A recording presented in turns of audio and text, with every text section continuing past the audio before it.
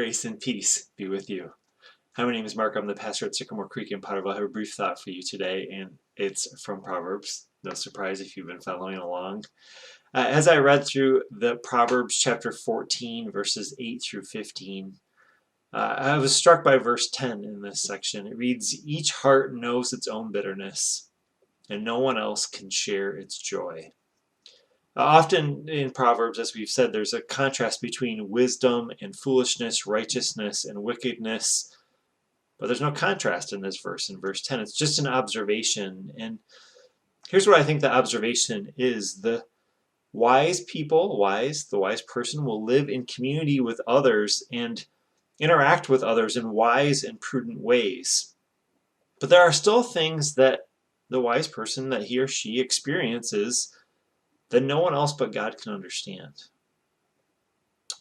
I've talked about this before, that at their worst, I think the Proverbs can become a to-do list that moves you toward a good life. It's a very moralistic, works-based way of living our lives. But I think this verse is a helpful reminder that we need to continually turn to God in all that we do. And that God is the strength. God is the source. God is what we need as we go through life.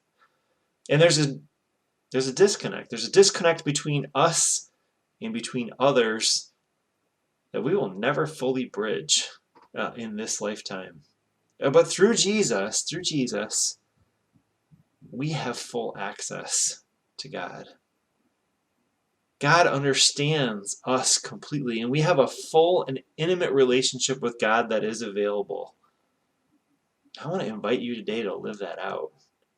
And I want to invite you in those moments when you feel disconnected and that there are experiences and things that you are going through that no one else seems to understand. Know today that God understands and that God is with you in those moments. May God's grace and peace be with you.